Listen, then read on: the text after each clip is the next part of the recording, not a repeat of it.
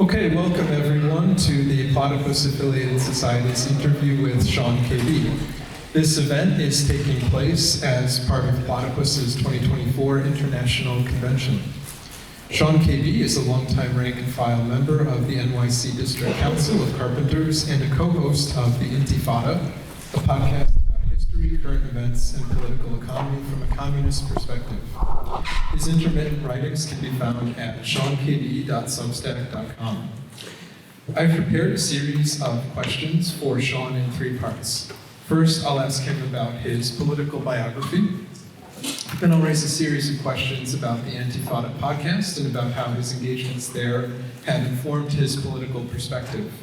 Finally, we'll turn to two of Sean's positive visions. First, a neo-syndicalist workers' inquiry project, which he articulated in 2022 on the Antifada podcast. And secondly, his vision for a pre-political project of creating working-class civil society organizations more broadly. And these organizations include Sean's New York-based Independent Labor Club as one example. Sean sketched this second vision in a Substack post earlier this year. So, Sean, thank you for joining us here today. Thanks, happy to be with you. Let's start with your political biography. When and how did you become politicized? Oh man, well, I grew up, my early age was in the 1980s, and this is really dating myself now. My parents told me that good people vote for Democrats and bad people vote for Republicans. So I'm not sure I had a very good political education until I was maybe 13 years old, and a band called Rage Against the Machine came on MTV. Now this sounds really corny, because it kind of is, right? If you're talking about the collapse of really existing socialism in Eastern Europe, you're talking about the go-go 90s, you're talking about the liquidation and dissolving of what was left of institutions. By the time the 1990s came along, there really weren't many places to get a political education, certainly not as a 13-year-old. So I saw the politics of, what was it, Killing in the Name of, right? It's a video, I think it was about the American Indian movement. And I was like, I don't know what this is, I don't know what ideas these are, but as a young kid, something spoke to me. I fell into the punk scene, and I would say that, we did Food Not Bombs. We protested the circus when it came to town. We didn't save any elephants from animal cruelty, but we sure made a lot of little kids cry. So that was politics back then. I was vaguely involved in the ultra-globalization movement. Seattle 1999 was a real touchstone for people of this age, but I would say I was the 1990s equivalent of an anarcho-Bidenist today, right? Sort of free-floating, anti-authority, whatever, but well within the sort of progressive spectrum of politics. 9/11 happened. Any 9/11 fans out there? 9/11 was, of course, set everything back. I was involved to the extent that I could be as a 21, 22, 23-year-old with the anti-war movement, including being at that big giant march, the one day of action in front of the United Nations, when of course the war goes on anyways. It was a time of mass disillusionment, I think not just for me, but for many parts of the left in this country. We had attempts to push back against the global war on terror, civil rights issues, Patriot Act, and I would go to protests and demos for that, but in terms of being part of an organized group, I wasn't. Flash forward to the great financial crisis, the global financial crisis. Any GFC fans in here? 2008, 2009. I was just at that time, I was at Hunter College, and I was transitioning to my abortive attempt at going to graduate school after that. And I had gotten very interested in history, and I had read a lot of history. And I was able to actually encounter Marxism for the first time as somebody in my later 20s, as something that was shorn from what my sense of it had always been, which I grew up with, which a lot of my peers grew up with, which was a dead ideology, a state ideology, a Marxist-Leninist state ideology, or a Maoist ideology that was archaic. I was able to do that through, if you want a personal story here, I was sitting in the Rose Reading Room in the New York Public Library, beautiful place, almost as nice as University of Chicago. And I was reading a piece by a 1820s radical artisan radicalism of the 1820s, and it was the piece was called "The Rights of Man to Life and Property," and it was a sort of pre-Marxist socialist take on the labor process, on the labor-capital relation. And it struck me then that the Marxism, as I understood it, that was tied to actually existing socialism, was originally and still remained a part of a larger quest to try to deal with an objective situation, objective problem that Marx and Engels didn't themselves create, of course, the communist critique, and that they were working out a real organic and grassroots working class movement confronting capitalism. So through there, I got into David Harvey. It was very accessible. I got into like the whole geographical historical materialism thing. Wended my way through that, but the financial crisis forced me, as I think it forced a lot of people, to take Marxist critique of political economy seriously. So from then until now, that has been a large part of the way that I understand it. From David Harvey, I moved through various different currents. The communization current, I jokingly called me and my friends Generation E, the endnotes generation.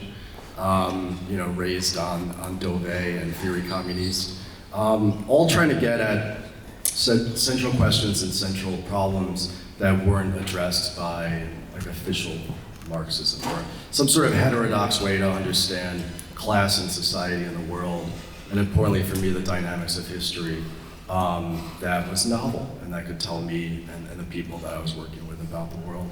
And then if you want to flash forward from there, grad school failed, probably for the best. And I was at that time teaching apprentices in the trade unions, labor history. That was my big thing, labor history. And I'm looking there and like my, what passed for like an incipient academic career was falling down around my head. And I saw all these apprentices who were making far more money as first or second years than adjunct professor would.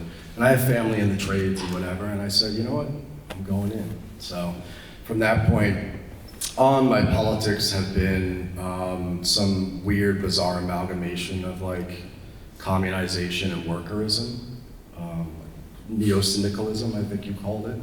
But just lately, and I think we'll talk about this later on, and especially since the collapse of Bernie, which I'm going to be on a panel about tomorrow, we'll talk more about it, have been trying to move from what had been a relatively anti-political or apolitical workerism, syndicalism and workerism, into trying to understand the ways that, in an immanent sense, my own sort of libertarian communist sensibilities are derived, in fact, from bourgeois revolutionary principles that still exist in this world and that ultimately need to be defended but overcome at the same time.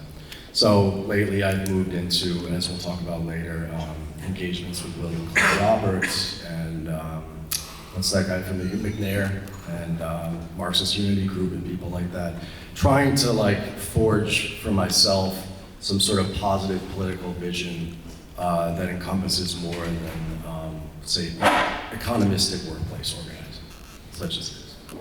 That makes sense. And I'm curious just to go back to that moment that I'm guessing like would be circa Occupy or post-Occupy. You discussed sort of being politicized on the left through the typical series of movements, right? Anti-globalization, Lazy War, Occupy, financial crisis, and then turning to David Harvey, turning to endnotes. And I'm wondering if we could just sort of pause there. You turn to those figures and sources theoretically. What are their politics at that point? Like, are you thinking about the political upshot of those perspectives? And if so, what was that? Because you've had this interesting sort of intellectual, theoretical, political trajectory since then, and I'm just wondering, like, is that a story of continuity or change compared to like where you were then? So what were the politics of endnotes Harvey as you saw them? Yeah, that's a good question. David Harvey, which preceded EndNotes. I don't think EndNotes 1 had even come out yet when I was engaging with that. And I had the opportunity to take a class under David Harvey, which was great. Where that grabbed me was a personal sort of intellectual pursuit, which is towards urban space, the built environment, and geography. You know, when I think of Chicago, I think of the William Cronin book, Nature's Metropolis. You know, it's always fascinated me, the interconnection between the city and the country, global flows of capital, movements of goods, the way that the built environment, and David Harvey's really good on this, as Guy Debord was as well, how like the imperatives of capital and the state impose themselves on cities, on towns, on suburbs. And so it was a good way for me to get into, because he famously, David Harvey did a close textual reading of Capital Volume 2 and resurrected a lot of, I think, important points about the movement, the mobility of capital, about interest and rents, that seemed to me to be fresh and new. Because I had read Capital at that point in time, but not particularly deeply. And so he helped me get into volumes 2 and 3, have a more holistic sort of viewpoint. Where the EndNotes comes in is partially by random, is that one of the main original collaborators of EndNotes became a personal friend of mine at that time.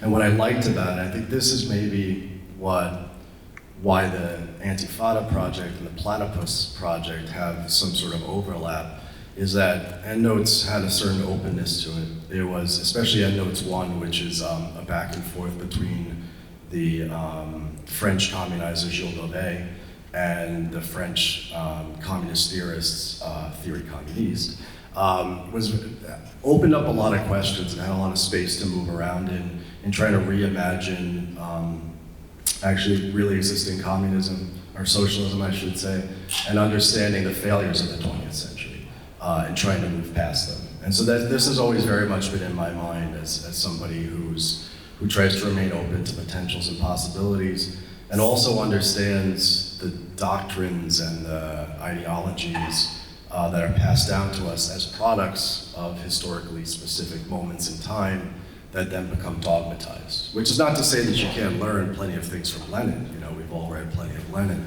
or Marx or Engels.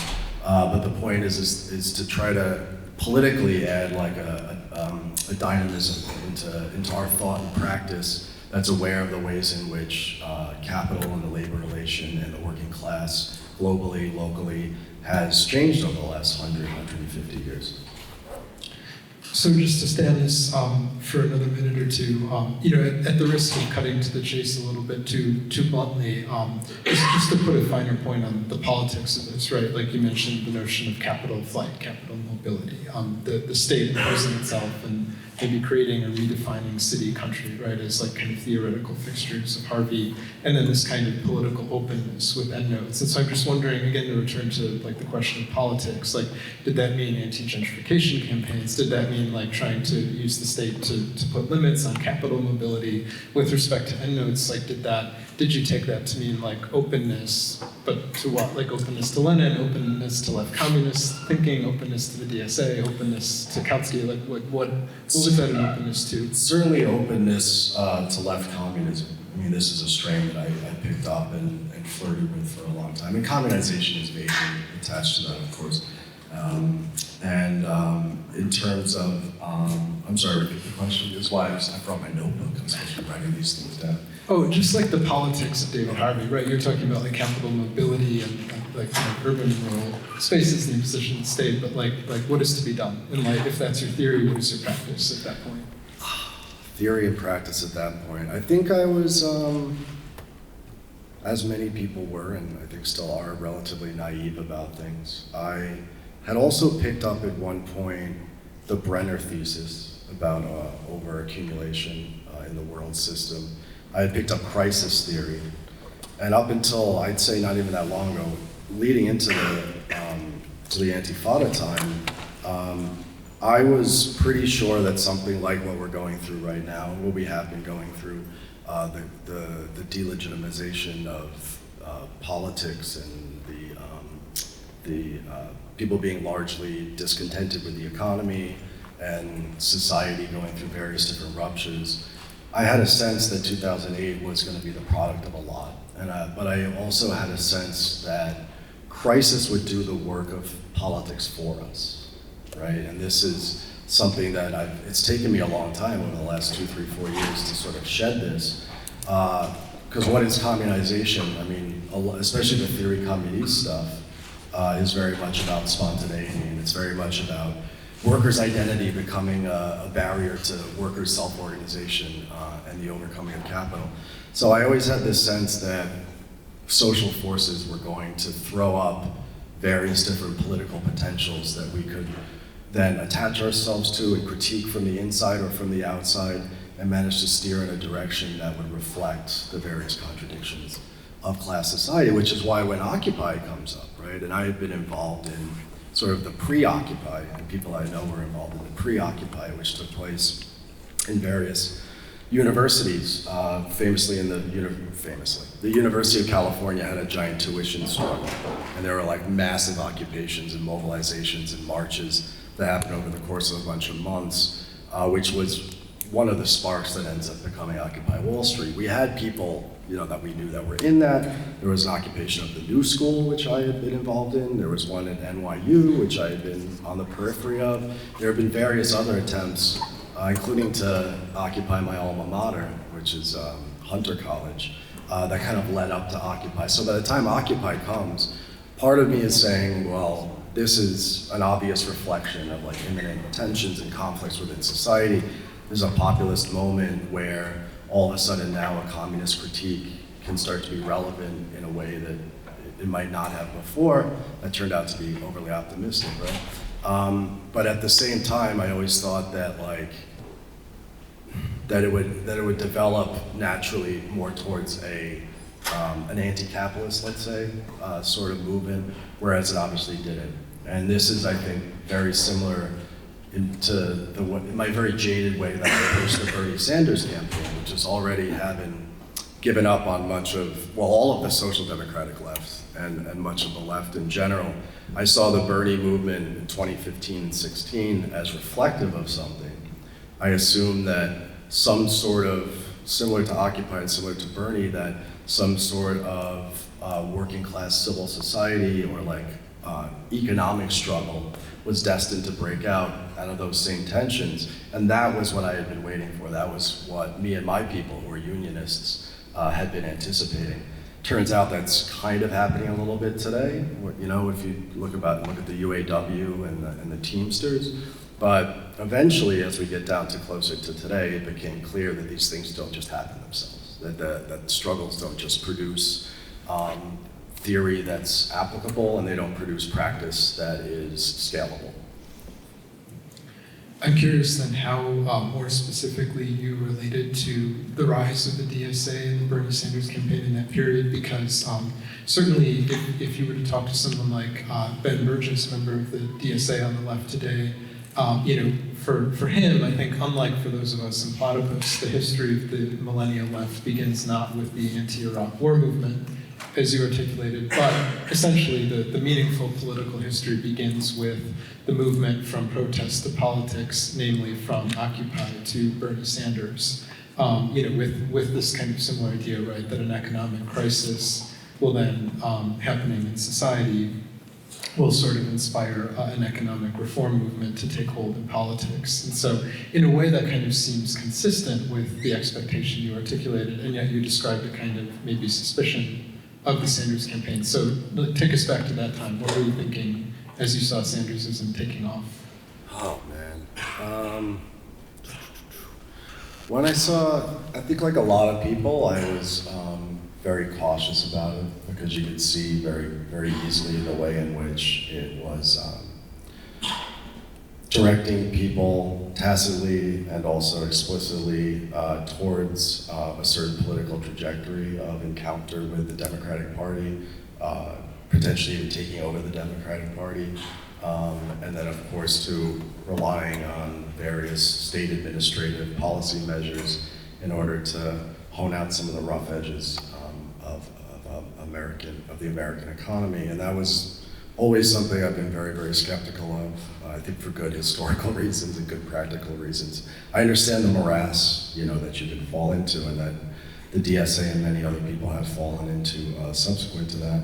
But, at the same time, it was a moment of possibility and potential. And while I was never a Bernie Sanders supporter, I would say, I was interested in the left wing of Bernieism, which is to say, not even the DSA, but like the lefter edges of the DSA that were trying to figure out how this political movement, right? You said moving from protests into like an actual electoral political campaign could be a signal for and potentially a help in creating other broader movements that might, if not ride the coattails, at least exist alongside this thing. Just, of course, for people who are too jaded or don't remember, 8 or 9 years ago, just the fact that like socialism was back in the discourse and was mainstreamed and being talked about on CSNBC and all that was a sea change. And I think we all expected to be able to swim in those waters while keeping a distance from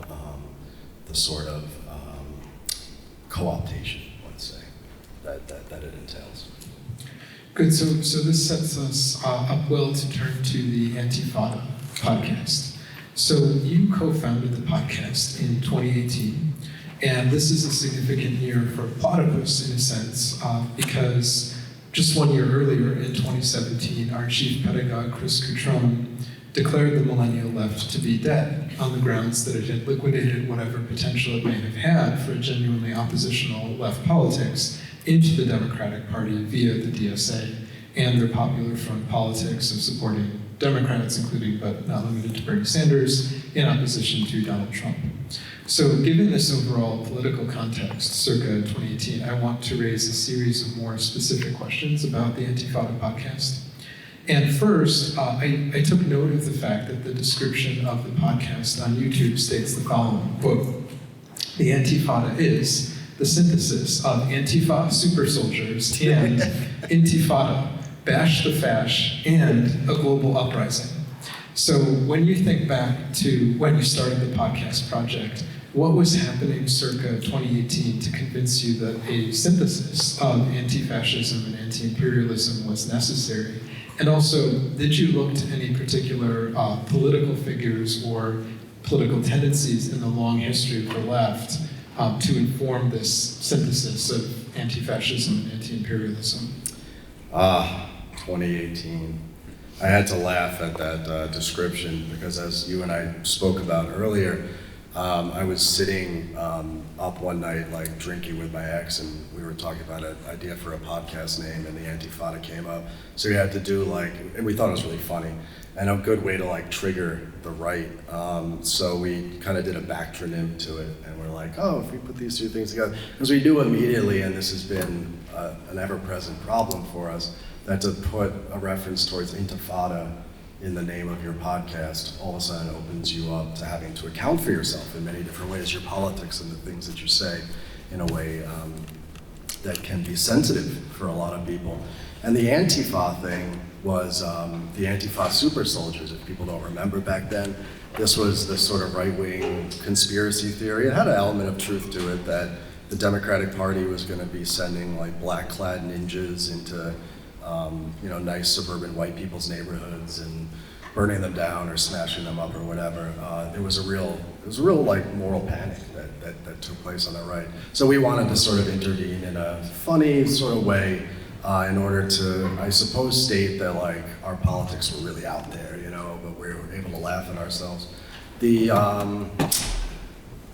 time period is interesting because it was a moment where left podcasting was becoming a thing, and people were making whole careers out of it. Personally, I'm not a media guy.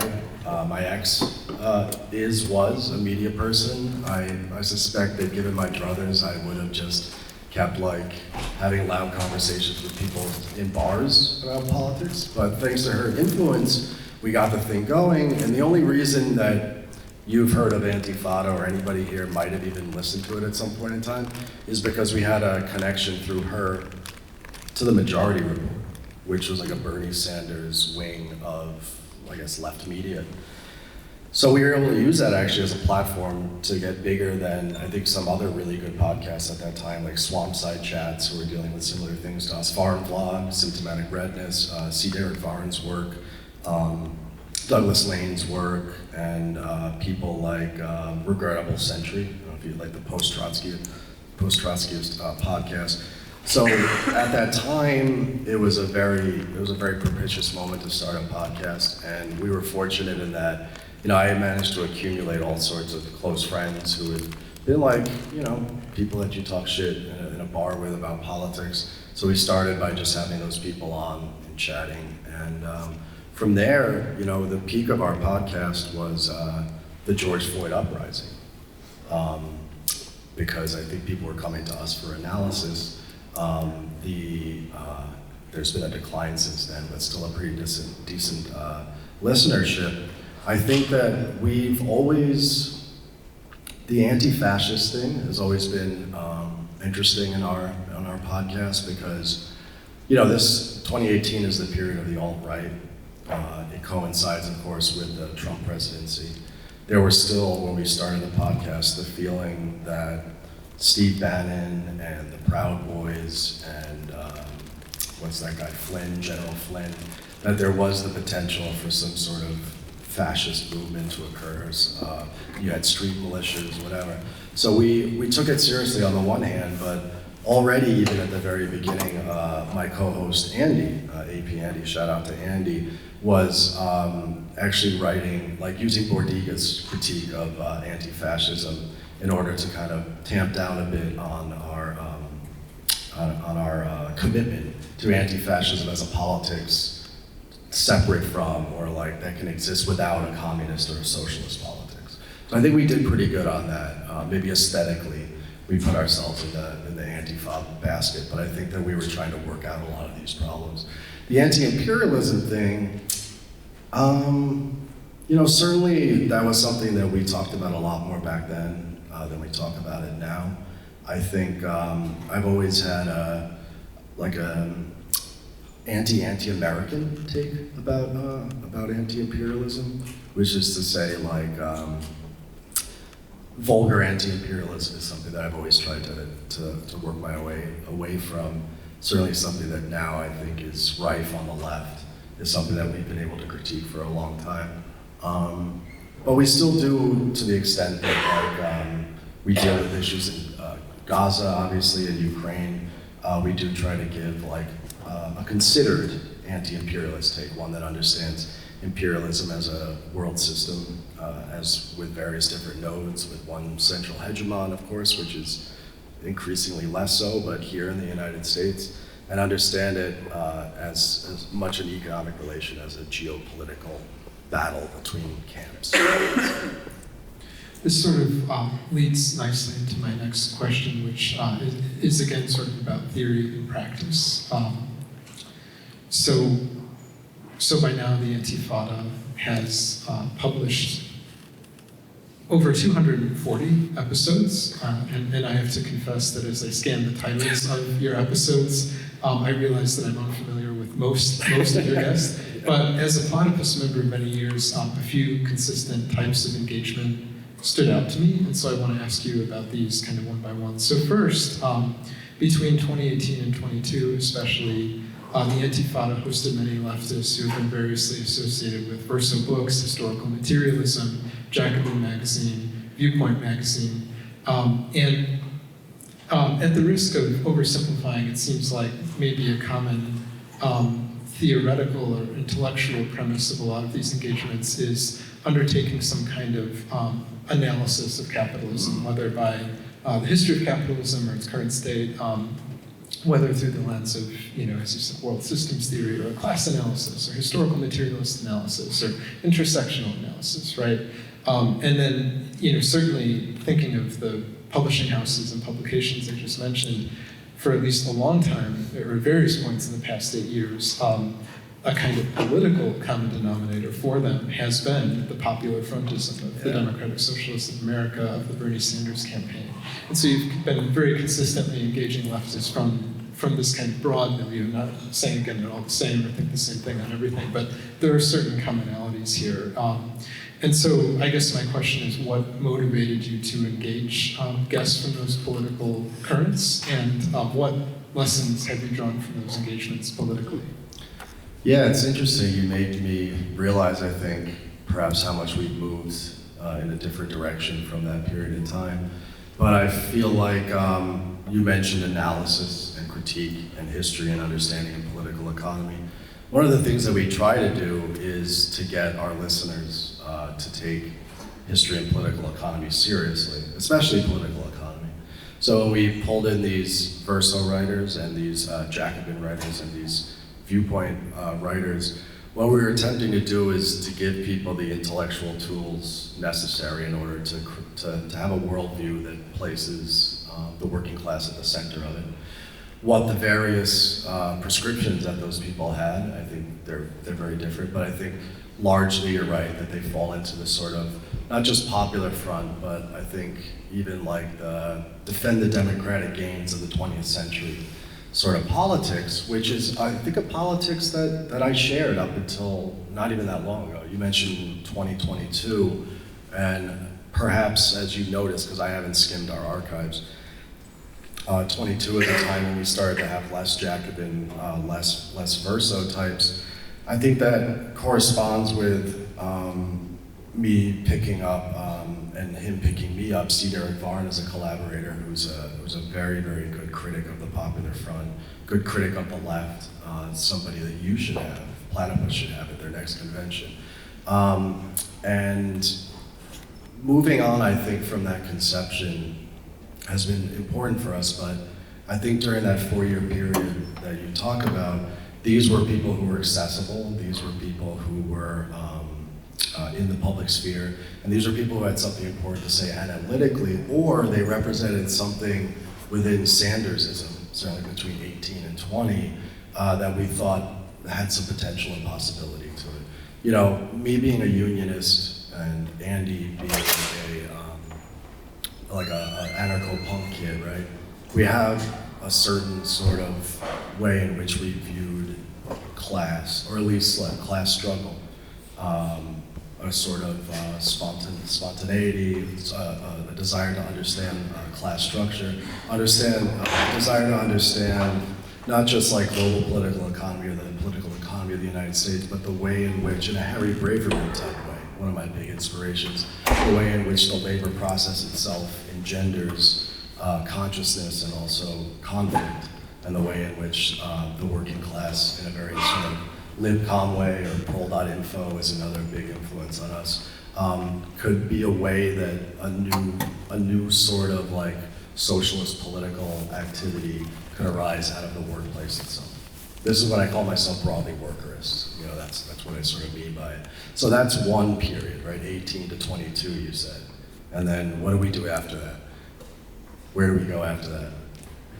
Yeah, I'm wondering what, you know, because one way of reading this, if my memory serves me, you know, which is sort of selective in like my own political experience registering in the political moment, but in a way it seems like maybe the year 2022 is when, you know, going back to Chris Cutrone declaring the millennial dead in 2017, it seems like there was sort of like 5 years of denial, and then suddenly, circa 2022, maybe give or take a year, like then suddenly people start saying, oh, okay, yes. Yeah.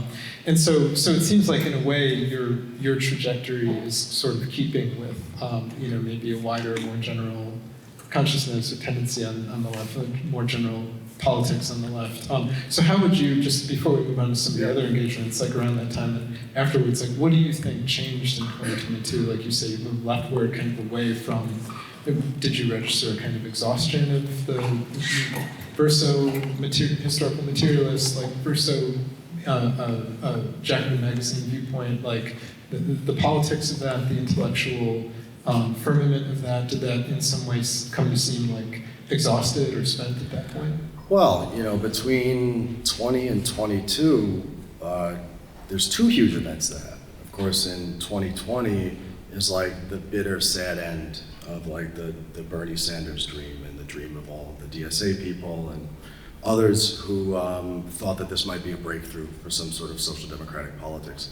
Of course, as sad as the ending was in 2016, it was much sadder in 2022 for everybody. And I think, for me, to the extent that it offered up attention, it was something that you now had to confront, right? Like, this is the chance for there to be some sort of electoral breakthrough for some sort of watered down, socialist party-ish type politics is over now. The other big one, of course, is the George Floyd uprising, right? And COVID. So these things all happen, and the George Floyd uprising was a real test and a real opportunity for a lot of our theories of social change that we had on the podcast. And I think Andy would probably say the same thing. The way in which the energies, it's certainly like the proletarian energies at the very beginning of that protest movement, the way in which they became channeled into a protest movement that was broad-based but very shallow, and the way in which that movement was ultimately very successfully co-opted by the Democratic Party and the state and used as a lever in order to win Biden the election. I think even the most optimistic viewer of like radical protest and riots and whatever had to look at that and say there's something was missing here.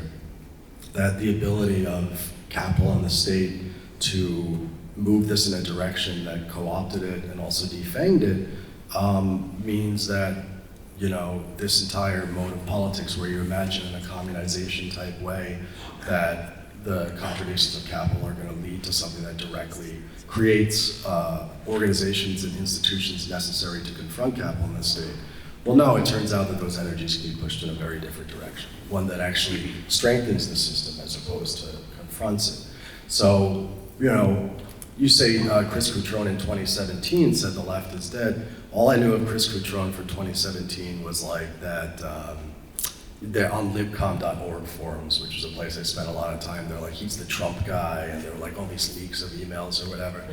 Yeah, I didn't take Platypus and that whole thing particularly seriously, if only because I never encountered them. But I think you're right. I think in general, the realizations that I was having, my co-host having, I think a lot of listeners and people out there, and I think that a lot of people within this organization were having around those times were coincided, because a lot of illusions, I think, were stripped from our eyes at that point. And a period of real, I think, intense self-reflection took place then, somewhat on the podcast, but certainly in my own personal attempts to try to understand the world and understand what a positive politics would be, took place in that period. And you're right, by the time 22 comes, we're starting to kind of grasp at things. And I know the moment that happened for me, it was actually an article that I read. I was trying to work on a big, like, history as a weapon, is like the big thing that I did with Matt Christman, who is getting better now.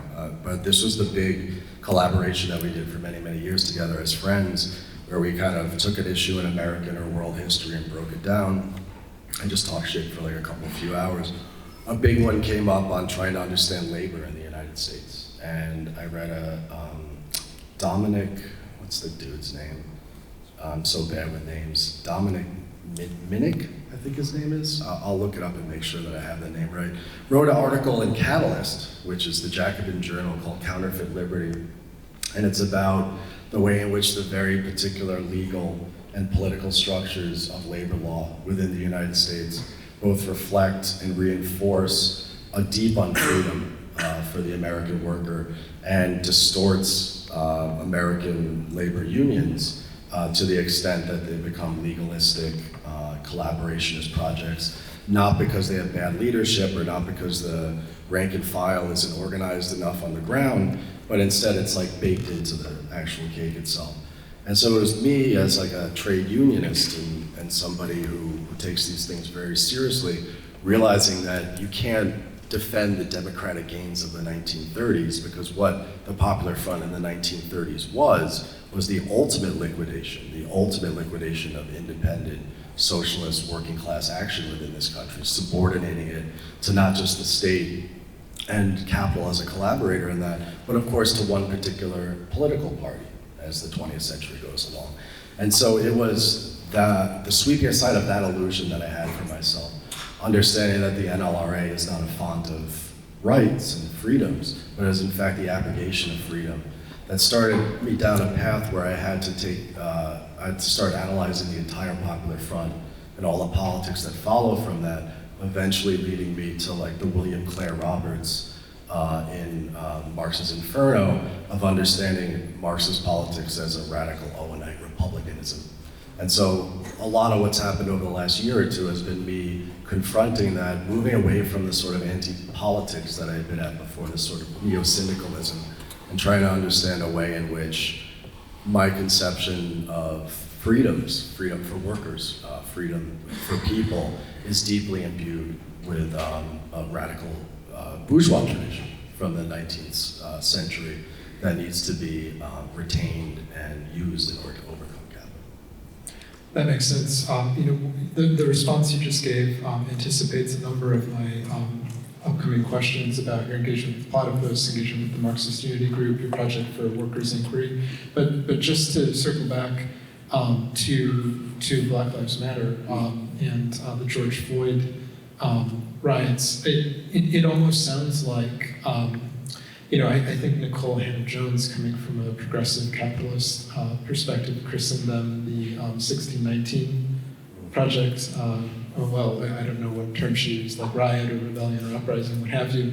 But it almost sounds like you're saying in your own intellectual political trajectory, these were like the endnotes riots, in a sense. Like these were a kind of political test case for the theorization that was happening in that like left communist view. Like, would you say that's the case? Yeah, I think that's an adequate way to look at it.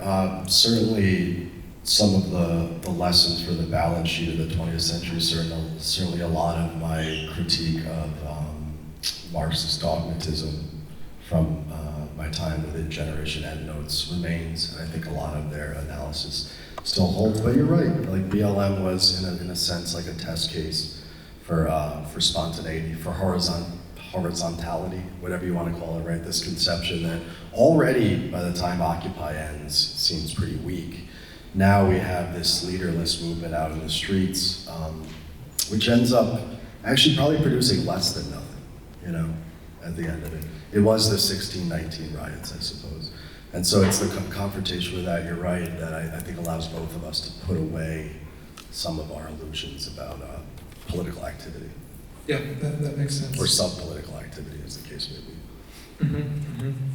Right, whereas you said the political activity is actually undertaken by the Democratic Party. That's sort of the political upshot of that kind of spontaneous protest, yeah. So moving ahead to your engagement with Platypus, in 2022, you interviewed Aaron Hagood, the president of Platypus, who's with us here today. And the next year, in 2023, you interviewed Chris Catrone, our organization's founder and chief pedagogue. So here again, I just want to ask you, what motivated you to engage these guests, and what political lessons have you drawn from those engagements? Oh, I mean, they offered various different analyses and critiques, I think, that were appropriate to the questions that I was asking myself. A similarly open-ended project that asks questions, that puts people in dialogue. It just seemed like at the time a way to start engaging in a whole body of political thought, that I think before I had seen as, premature. And in a certain sense, I have a critique of political action, and we'll talk about what pre-political means for me. With that, I'm not sure even Chris or Aaron would disagree with, where I think the importance of civil society starts to come into my thinking more, and informing both projects that we've tried to do over the last couple of years. So, we've kind of circled around Platypus a bit, and then last year started to kind of work a little bit together. But I guess the short answer is I'm interested in the same questions that the group is. Yeah, that makes sense. So in 2023, you interviewed guests from the Marxist Unity Group, caucus of the DSA. And in 2024, you interviewed two authors, Mike McNair and William Clare Roberts, who furnish some intellectual inspiration for the Marxist Unity Group's strategy. And I'm not an expert on either of their thinking, but my sense is that Mike McNair puts forth a strategy of left unity and programmatic unity, and in particular there's an emphasis on constitutionalism and a kind of an ostensibly like revolutionary left constitutional alternative to the existing constitution.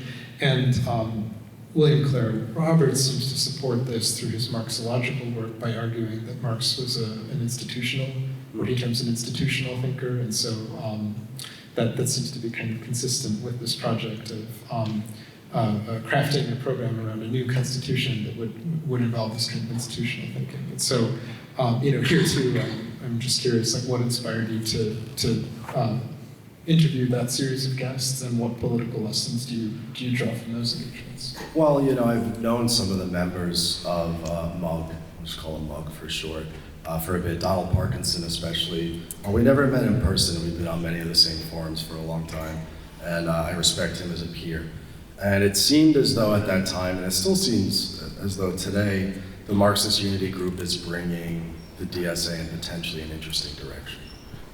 One that might be able to break through the sort of disorganized and desultory caucus-driven model of everything, that might decisively be able to break from the left wing of the Democratic Party, entryism into the party, which is all very fascinating stuff. And by platforming them, of course, as we platform anyone, it means we're interested in their ideas and their activity. And so we found it very interesting to talk with the Marxist Unity Group people, along with Chris too, who doesn't have the same conceptions, but the Republican Marxist tradition obviously is something that he's engaged with as well. The constitutionalism is what gets me, right? Like I wouldn't go that far. I think the Marxist Unity Group, their potential ability to turn DSA into more than just like an agglomeration of random radicals, and perhaps something that more approximates a party with an actual plan and platform, I think is a very important intervention that they've done. And I know they themselves have a lot of internal diversity within, united around a project to have a socialist party that's a Republican one that wants to basically form constitutional conventions, a movement to replace the Constitution, but on socialist terms. That's not a project I myself am engaged with, nor particularly sympathetic to, but I'm very sympathetic to their attempts and their trials and their troubles trying to craft like a positive political strategy and program out of the wreckage, honestly, of the last 4 to 40 years, of the American left. So I give them a lot of kudos. And so, having seen that their platform gained some traction within the DSA, I thought to myself, well, let's go back and read the thinkers that they've been inspired by. So that's why we got McNair on. And then, kind of as a lark, I got William Clare Roberts on to talk about his 6 or 7-year-old book, Marx's Inferno. And it was really reading that book that helped me finish my most recent piece on the Substack, the Left Undead, because I think he was able to give very good textual evidence for a sort of subterranean Marxist politics, and one that existed up until the Popular Front, that it's still possible, I think, to, if not revive, at least use inspirationally to try to build a workers' movement capable of potentially even at some point gaining power. So before we move on to your two positive visions, I just want to ask a question that I intended to ask previously. Just going off of something you said in your response just now, you mentioned that you will host anyone whose ideas or activities you find interesting. And I'm just wondering, like, has that been the curatorial philosophy of the podcast from the beginning? And would you say that remains it, or is there something a little more complicated than that, or is it basically just that in terms of how you curate your guests? The only time, and I forget the person's name, the only time we've had a guest on that was like really terrible is they were like an actual Bernie, like Democratic Party surrogate person. I wasn't the one that brought them on the podcast. And honestly, it was kind of embarrassing to be on there during that entire time, during that entire episode. There is like a line that I think we don't cross, which is functionaries, which is, people who whose class politics consist of collaboration. We try to stay away from those people as much as possible.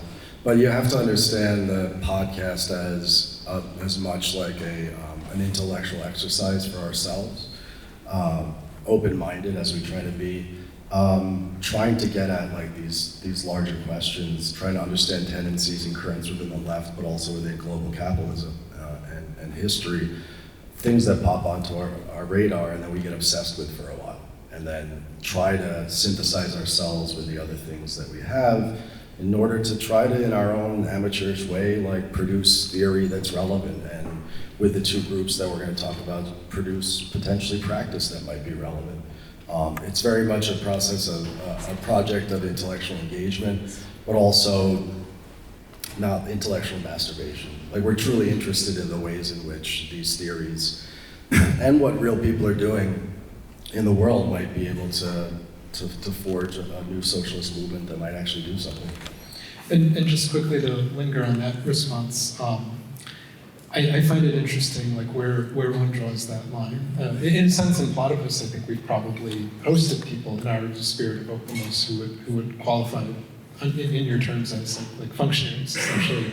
And of course, some would characterize anyone involved with the DSA, for example, in those terms. Others would dispute that. So I'm just wondering, like, when it comes down to drawing that political line, like, what does that look like to you? Like, how do you make that determination, functionary, non-functionary?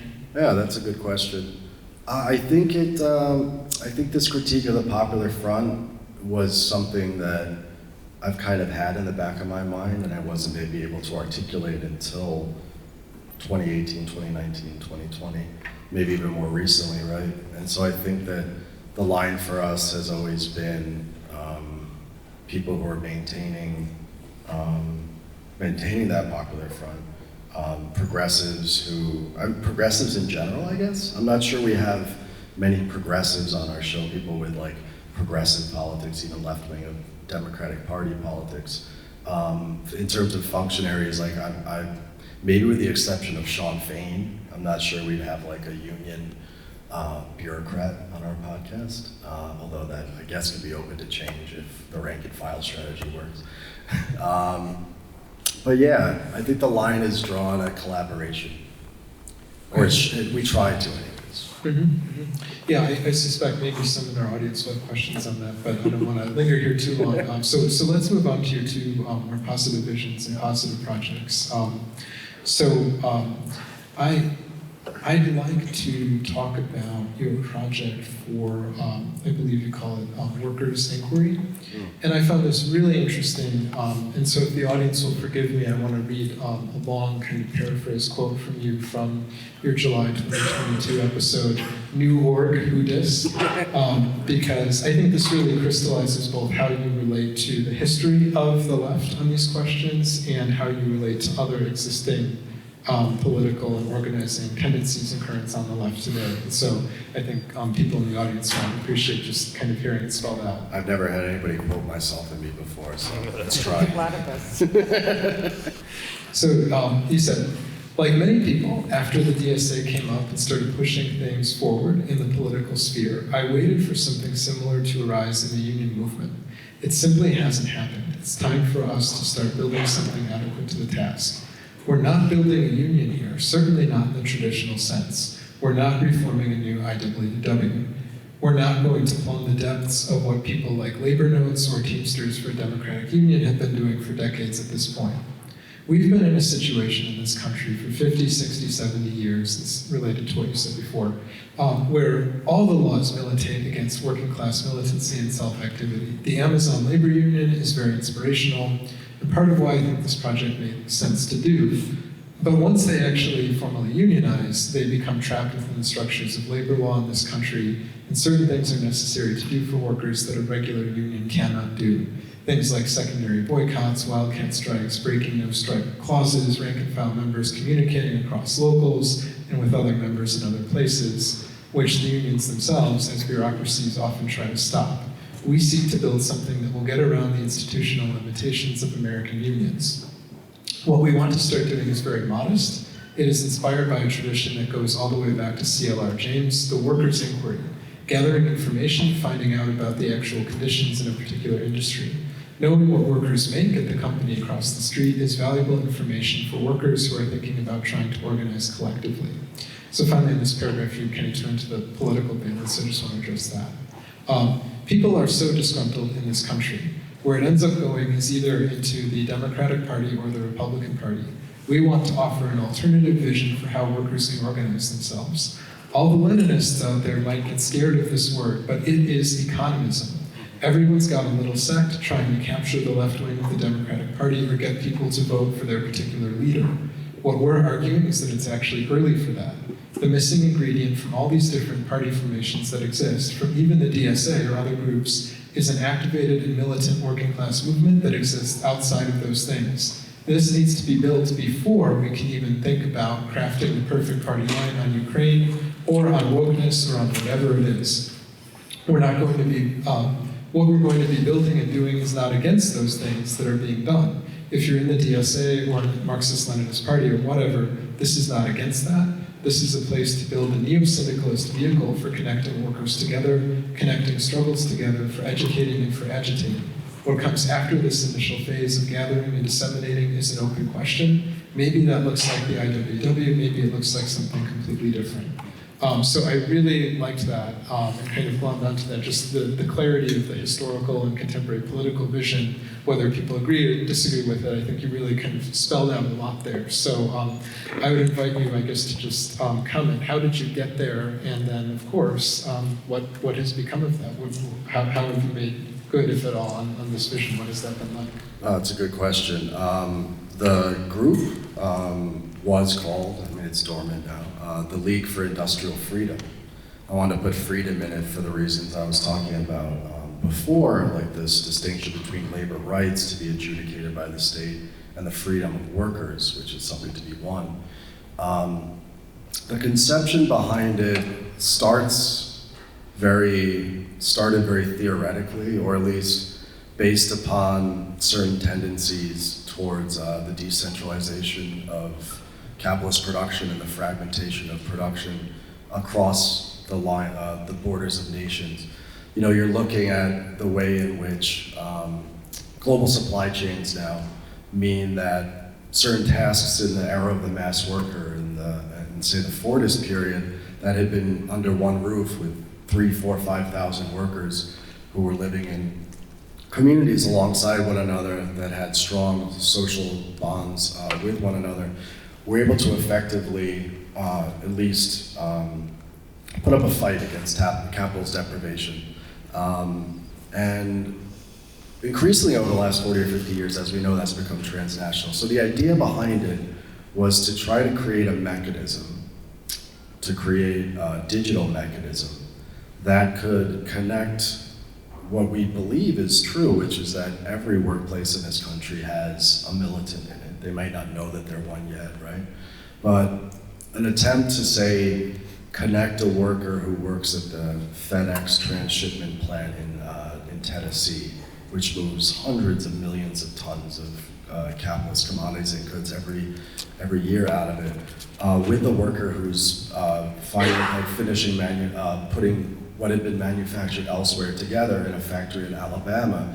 What would happen if you were able to connect them with all the intermediaries within the supply chain, all the way up to and including workers of China or India or Vietnam, where these, or even where the actual raw materials have been extracted in order for that end product to be finally created. There was an attempt to try to confront a deficit of knowledge that we have. You mentioned the workers' inquiry, right? I realize that we don't, there's Bureau of Labor Statistics information out there. There's business information you can find by searching the internet, find out where all the steel widget production facilities are in the United States. But there's no real way for any of us socialized into production to know where all the various different labor powers are that go into our actual work process itself. So the League was an attempt to try to gain that knowledge and information, try to use some sort of digital means to connect people up and down supply chains in different sectors and in the same sector with one another. And also the workers' inquiry was going to push knowledge back to us that we could then try to synthesize and turn into an effective, like, Bureau of Labor Statistics but for communists. You know, to understand like various different conditions within the labor market, within the capital market as they existed, so we'd be better able to fight on an economic level with that information and knowledge. Turns out it's really hard to do. Turns out it's really, really difficult. So we gave a shot at it. We had like a development team that we had going. We had a workers' inquiry team that we had going for. But this was still during the COVID times, and only so much can happen over a Discord server.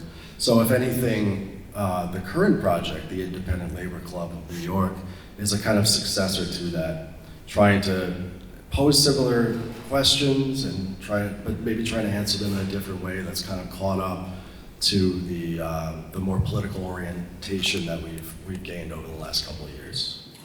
So, at the risk of abusing these terms, it sounds like, in a sense, having read your most recent Substack article on this, it sounds like, in a sense, maybe you moved from economism to socialism, in the sense that the workers' inquiry is very specific to sort of labor organizing, and it seems in your Substack post you're actually posing the question of civil society as such, like the organization of the working class, not merely at the workplace or point of production, but really in a totalizing sense, like all throughout sites of social reproduction, which recalls the kind of Kautskian model, like the Kautskian Mass Party. And so I would invite you to comment on that. How do you think about your shift there, and like what motivated that, and how, if at all, are you undertaking it today? Well, it was the engagements that we talked about over the last couple of years, intellectual engagements, political engagements on the podcast and outside of the podcast, the readings that I've done, that, made me realize that like a purely economistic or syndicalist project was insufficient. It doesn't mean that I don't think that project was or could be potentially useful. It's just, you use the Kautskian model of the mass party, which I think is, very Michael McNair, which I think is interesting, but to put into the United States history and conception, it's more like the Knights of Labor.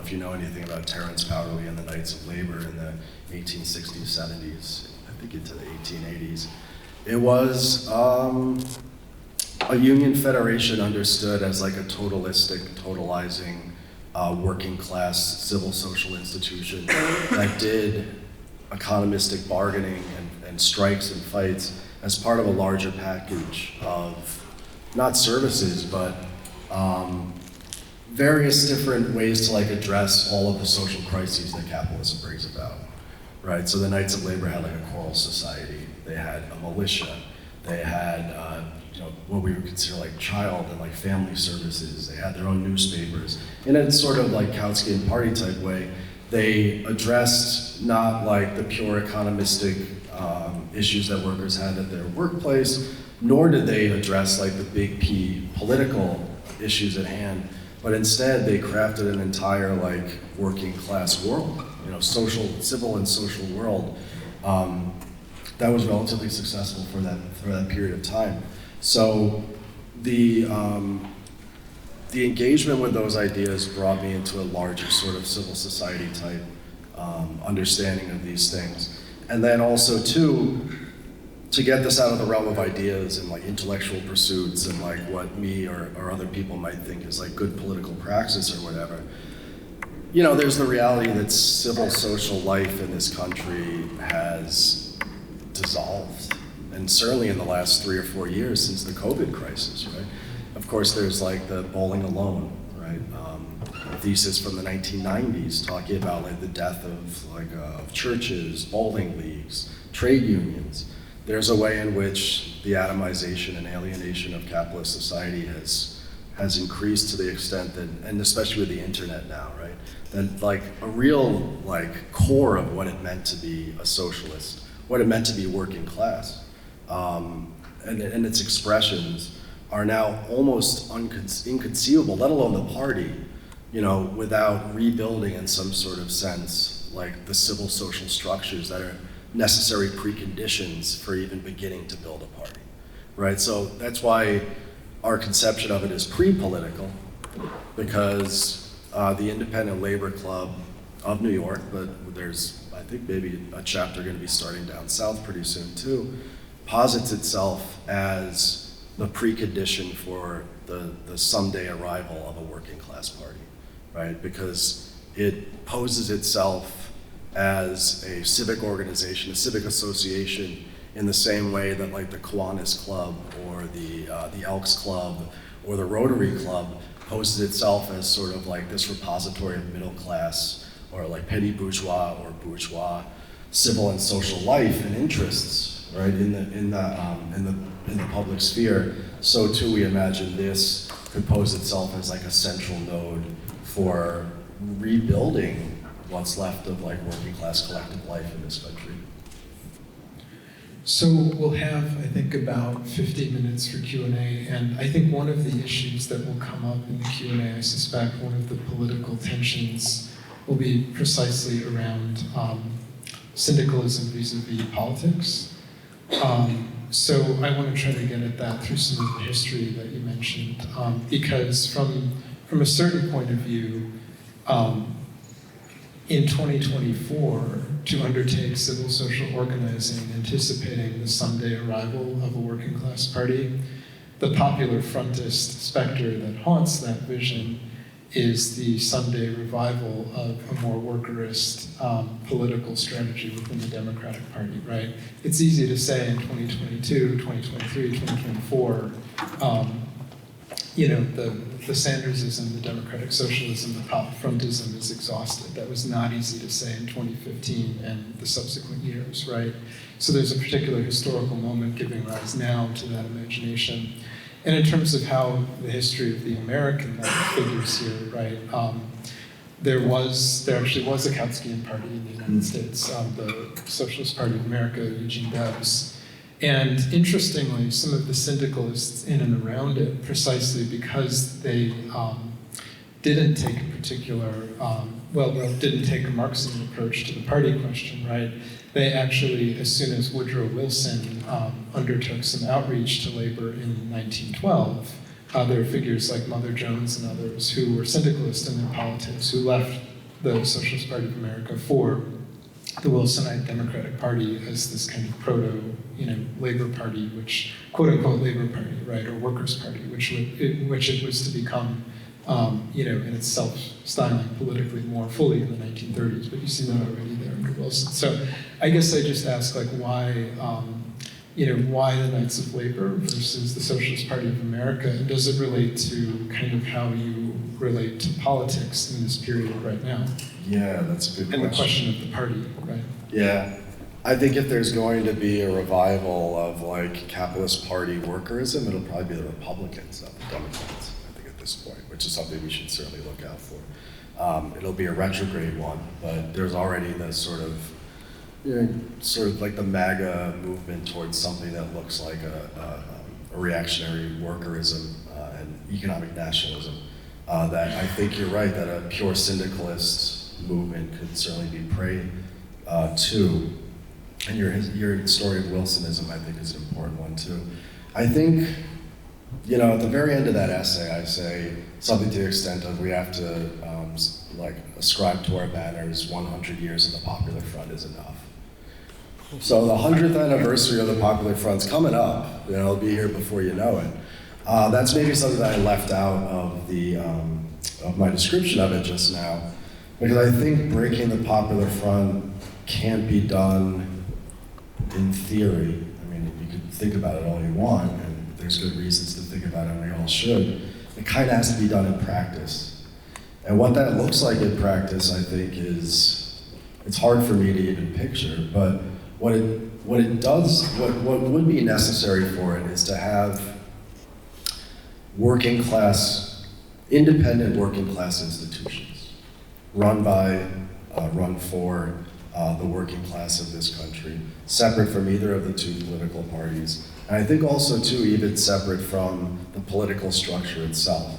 And one of the ways you could open the door to a return of a Kautsky's party, for example, in the United States, is by pushing forward the notion that the administrative state and the forces that are constantly forcing us to interface and beg from and petition to this state, and to deal with the real kludge of the last 100 years of the growth of this thing, and understanding socialism as like the post office, but like more, or understanding, and I say this in my article too, understanding it as like when the state does stuff is a deeper problem than even I think a lot of people will admit. It goes back to like defend the democratic gains of the New Deal period, right? If we start to understand ourselves as the locus of power, and we start to understand that socialism in the United States especially, because we have a different history from Europe, certainly a different one from Eastern Europe or China, socialism is the revolutionary growing over of civil society as against the state. It's the subordination of the state, not our merger with the state. That, I'm not sure how it's going to work with the rest of the project, but it has to work with the rest of the project.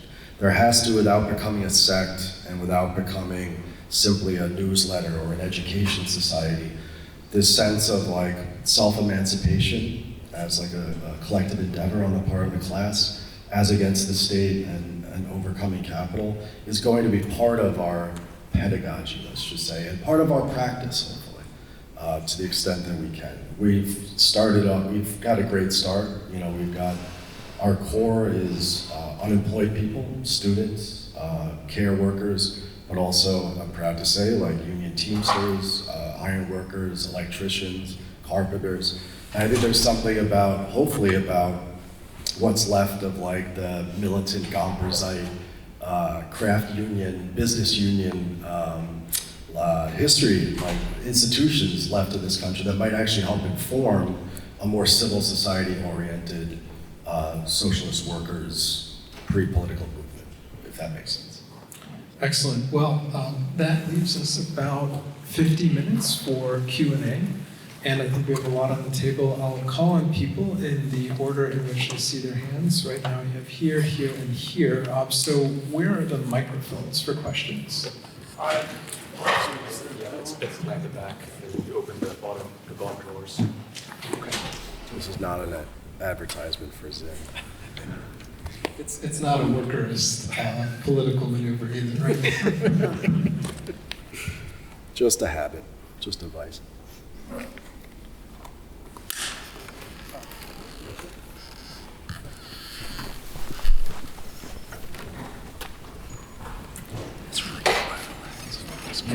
Hello, hi. Thanks for the very interesting interview to both of you. I want to connect two things that you said. The first one was, I think it was from around the time you were engaged more deeply with END now, it's a certain idea that you phrased it as the crisis itself will produce politics in that sense. And as I understood it, like you moved away from this and like came to the realization, which I think you formulated very clearly and informatively, saying that, well, what brought you to this idea of bourgeois associationism, if I want to call it like that, was the realization of the political effects of the Popular Front, right? And I want to bring these things these two things together conceptually in the sense that maybe it's both, maybe it really is the fact that crisis produces politics, and I think that's true. But also, of course, there is a question for the subjective factor, right? And how these two things relate to each other. How do we think about, transformations in capitalist politics and the left, the question of leadership of these transformation, of taking responsibility in that sense. And I want to ask you, how do you see, do you see that the current crisis, one could even say the current end of neoliberalism produces a kind of politics, a new politics? And how does this new politics relate to the potential for, your project for building up civil social institutions for the working class, and connected to that couldn't one also make the argument that it's part of, the politics of the current transformation, that what you were suggesting has to be done by capitalism anyway? Because capitalism relies on democratic participation. Capitalism has to rely on the organization of the working class. So in what way do you see these two things relate right now and potentially for the future? Did you make up the term associationism? No, I thought I read it in your article, the left. Oh, I did mention it in the article, okay. No, I just checked it actually, and I was looking for it, but couldn't find it. Yeah, maybe it's not in there, but that's been something that's been rattling around my brain for a while. It's maybe a way to perhaps distinguish, but maybe it's something that I picked up along the way. Association comes from Fourier, one of the early utopians. So it may have been me reading William Clare Roberts and his take on Marx's relationship to Fourier and Owen and all that. Associationism, I think, is a very interesting thing to play around with in the future. Your questions are about crisis building politics, the subjective factor of that, and then also to, I think the question was posing, is there a risk or a danger that because capitalism relies on democratic mass politics in order to legitimate itself, the danger that this particular project might actually end up being? The danger, but also the potentiality of it. It's like actually having a critical consciousness of the current transformation of capitalism that might, be usable for the reconstitution of the left. Yeah, no, that's interesting. One of the sort of backgrounds, again, I haven't reread the piece in a couple of weeks or so, and I wrote it over 6 months, so it takes me that long to write like 10,000 words or whatever, because I don't have a lot of time on my hands. But post-neoliberalism, right? We're getting a look at what that feels like. We're seeing it in the air. Is it a multipolar world, right? Is this an aspect of it? Is it a return to economic nationalism? Is it a revival of the American state as like the guarantor of the American worker in the workplace? Maybe outside of it. Is a reimposition of like gender norms perhaps by the state, a pushback against progressive wokeness or whatever. It's hard to tell at this point in time, but we know from our readings, and we know from having lived through it, that Trump represents some sort of break, right, from neoliberalism. I think one of the advantages perhaps of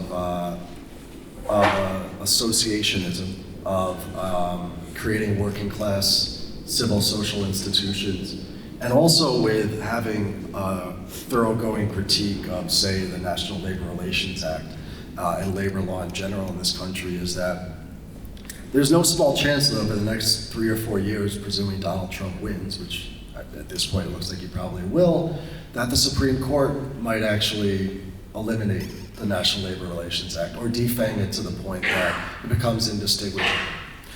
What are we faced with at that point in time? We're faced with a situation where the civil social aspect of this goes from something additive that you would add on to like an already existing union movement, right, that is certainly institutionalized and defanged, but has like a long zombie life to it, to all of a sudden now being all of us in a real crisis period for the American working class, deciding whether we're going to roll over and let our collective organizations go by the wayside, or whether we're going to start fighting on pre-Popular Front terms, right?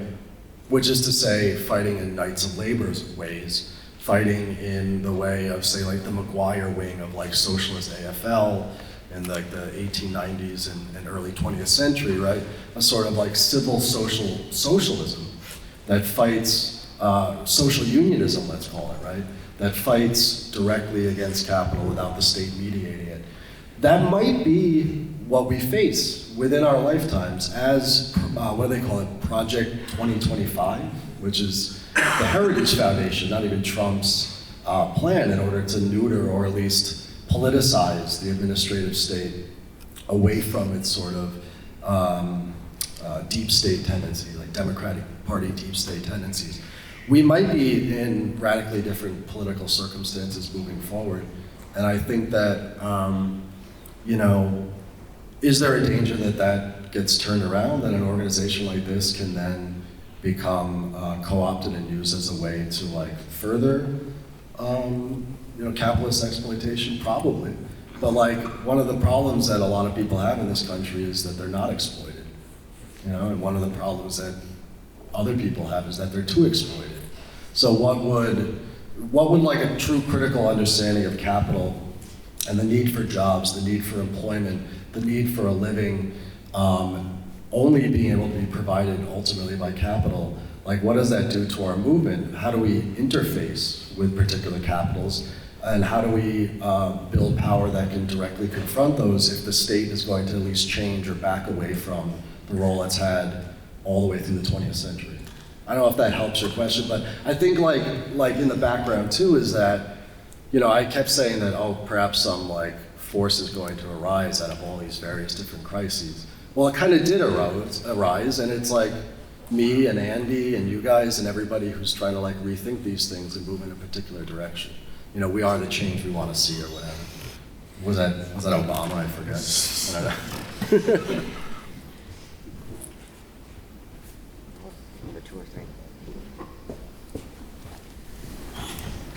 Hi, I have a very simple question that's sort of sparked by the fact that I feel like there's a lot of like 1930s to the present and like particularly kind of leaping over a few decades there of labor. So the most direct example that I can think of is, so what lessons, if any, have you drawn from the attempt to do an American US-based Labor Party in the 80s? Oh, the Labor Party in the 80s. Interesting. All right, so How come that's not in the horizon then? If that's not in the horizon, I'm curious why not? What happened in the 80s? That it didn't happen. I mean, there was an attempt and failed, but I wonder. Was that the one that Adolf Reed was involved Yes. in? Yeah. That was like the turn of the century, you're right. Like, I think that it was the late 90s. Really? Was Yeah. it the late 90s? And there were trade unions, right, that were part of this effort? Yeah. As I understand that, and I'm not a huge expert on that, when I studied a lot of labor history, it tended to be from the 1930s to 1970s. And you're right, we've given short shrift to like the whole post-war period. I think that might be an example of the way in which the institutionalized labor movement in this country is ultimately incapable of breaking with the popular front, right? Because what was the Labor Party positing was that like a true workers' party could arise if the AFL-CIO unions, or like the radical end, like if the Teamsters for Democratic Union were able to express their political interests. But what would that ultimately be? Like, what is the interest of the TDU? What is the interest of the Carpenters Union, right? They're ultimately either very parochial for historical and material reasons, or their vision of politics is like New Deal but more, right? More arbitration by the state, more collaboration, more tariffs, labor laws that make already existing and decaying and decrepit unions breathe new life into them. So if already by the 1980s, 90s, and 2000s you had a labor movement on its back foot for very structural reasons, it's not surprising that the political expression of that, when activists come together and try to create like an actual political party around that, is going to have the same sort of deformed popular front sort of tendencies to it. So the question is, if we're going to do something pre-political, and maybe it's not the Independent Labor Club, maybe there's all sorts of different ways that people can imagine confronting these issues, it'll be hopefully the amalgamation of new working class associations and organizations. The forms of, yeah. Yeah, that are separate from the old Wagner Act labor unions, which are deficient because they're a product of the 1930s, because they're a product of Fordism, because they're a product of the Popular Front. You know what I mean? So like the pre-political assumes that these various different ways that we can imagine of confronting, all the way from like producer cooperatives down to like choral societies, these ways that we can imagine reinvigorating and reforming a working class, independent, autonomous expression in this country. The party that would come out of that, I think, would necessarily, hopefully, be different from attempts from within the labor union in the 1990s or 2000s to try to find its own political expression.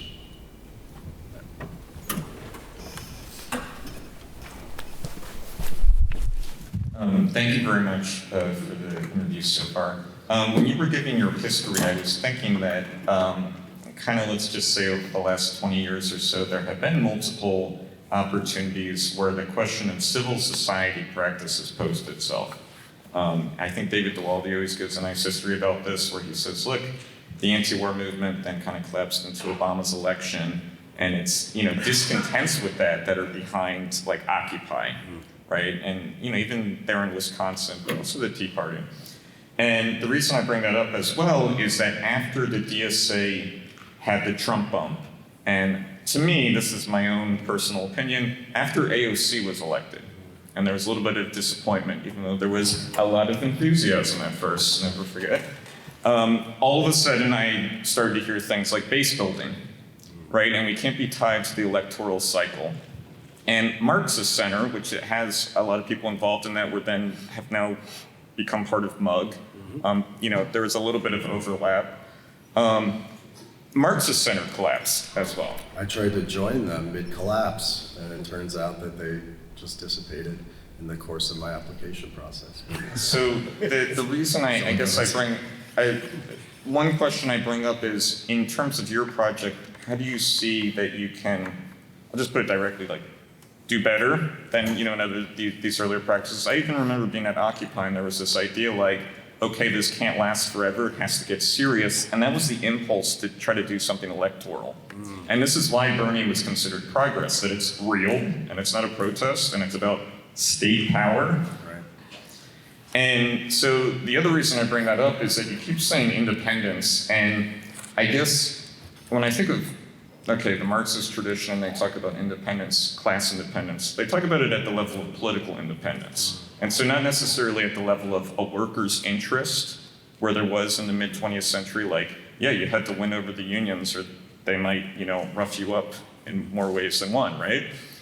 And the reason I bring that up is that I am always very optimistic and enthusiastic to see lots of civil society projects happen, and then a very unfortunate event will happen, say like on October 7th. And then instantly, all of them are forced to take a line. Yes. What is your line on this? Are you for genocide or not, right? And the reason I bring that up is that actually they kind of reveal how much they're still part of capitalist politics. Absolutely, absolutely. So I don't know, those are kind of my two questions, that they actually, they're independent. Yes, nobody's going to show up at your local community centers and you're able to deal with your funds, and yet politically they still get subsumed under the same thing. So Yeah. those are my two questions. Yeah, on the second one, I don't know how many people here are in AA or know people who are in AA, but there's famously the Serenity Prayer.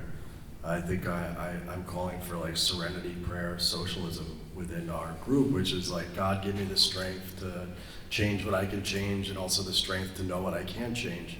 I think that like there is this tendency to try to, whenever a new group starts, to have like a 25-point program which lays out everything from positions on the Ukraine war or Gaza, internationalist issues, all the way down to all sorts of culture issues that tend to be an important preoccupation for people on the progressive side and on the conservative side. And I think that these are important when you're a political party. It's important for a political party to have like a line on things in order to orient membership and orient the broader society towards your political vision that you have. But part of what I think is the power of something that's pre-political is that if you're not standing up and saying like, either we're a party or the party, right? And these are very circumscribed things that we intend to do. We intend to, build a mass membership within civil society that can build the capacity to intervene at some point in the future when we have that power. Is you can hopefully put aside a lot of those questions and say, have a Catholic socialist who's anti-abortion exist alongside somebody who's very much invested in that politics, as I think they should be, right? So I think there is this tendency to try to confront every single issue in the book and have a line for everything. And that is a political task that people set themselves out to do. But I think like we need to step back from that a bit and look at, with all these dispersed forces that exist, you know, in this country, and with this real lack of powerlessness and that powerfulness, which is something we've seen over the last 4 years, only try to confront things that we can actually do something about. And one of the things that we could do now is build this conception of working class power whose wellspring does not come from the state, whose wellspring does not come from the Constitution, whose wellspring ultimately comes from civil society itself. And the United States, of course, being the place where the state is still most subsumed by society, even though it's not that much.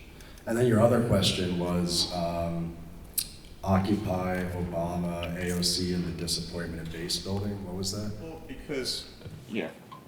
I mean, I was just kind of asking how, just very directly, how you feel that you can do the civil society better. In other words, not over the course of 20th century, in the last 2 decades, there have been multiple initiatives to do, no, we have to build civil society first before we try to get involved in politics. I think it's a great question, and there's no guarantee that anybody can do it better than it's already been done. I mean, mass politics is dead. Even Trumpism is not really a mass politics of the like anti-Jaeger in this sense, right? It's more like a personalized, kind of like Napoleonic or like Caesarist sort of politics, right?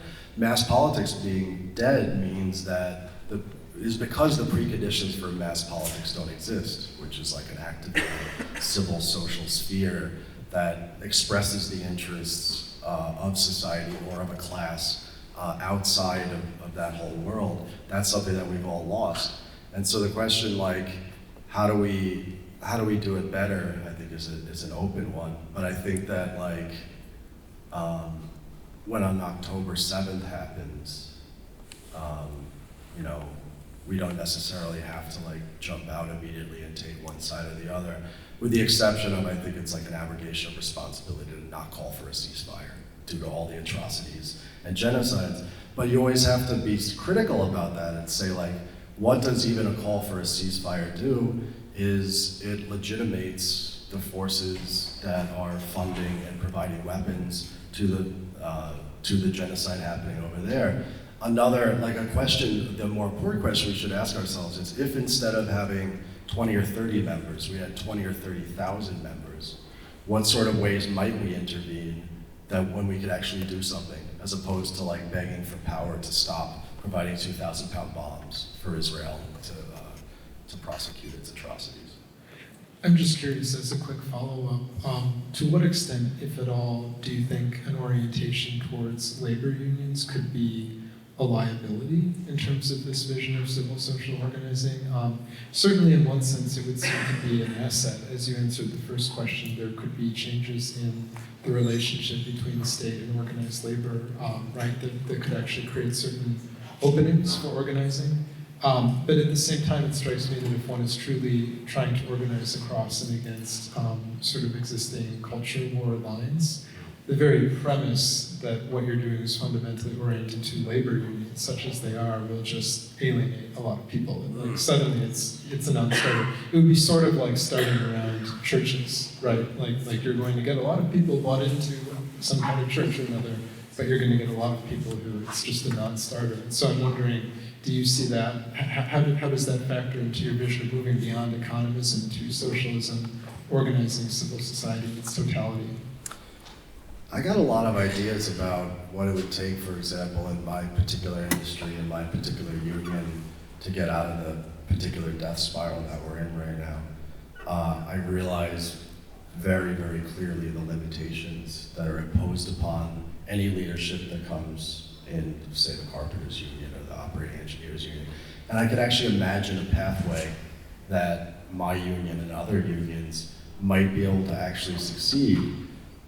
But I'm realistic about the trade unions, and I understand that it's not a problem of leadership, that ultimately there are deep structures, labor law, class power, that mean that operating within the trade unions, trying to capture the trade unions will necessarily be a task that brings us into a relationship with other powers that will immediately start forcing us to concede a lot of things that we shouldn't concede. So in terms of interfacing with labor unions, I think, you want to interface with rank and file members, but you also want to interface with anti-union people too, right? And help people to understand why it is that they're rightfully, in many cases, anti-union, and welcome those people in and try to say that a mass, autonomous institution of workers' power doesn't have to look like the Carpenters union. It doesn't have to look like the teachers union, for example, right? And of course, what would arise to replace those things might be 5, 10, 20, a million years down the line. But if we keep acting as though the trade unions that exist right now are the only way that unions can be done, not just in the United States, but everywhere, then we remain in this mindset of powerlessness, right? And was that an adequate answer? Yeah, absolutely, that makes sense. So I saw Ben and then 2 more for the stack, and I saw him over here. Correct me if I'm relaying anything you've already said incorrectly. In your comments earlier, you raised, on the one hand, this challenge that we're inheriting today of the need to have civil society subordinate the state. That seems to be the goal, and that the sort of history thus far has really been the liquidation of civil society into the state.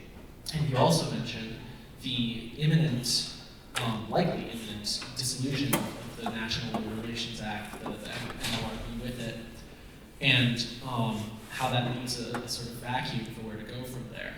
And so my question is, with the NLRA, really marked in a certain sense the apex of the union movement, and at the same time, really the completion of its integration into the state apparatus, and even more specifically the Democratic Party, that it was really an accomplishment of integrating unions into the state. And so, what do we make of that? Should we have an understanding of civil society as actively extracting what might be understood as gains, or historically achieved gains in the process of something more clear?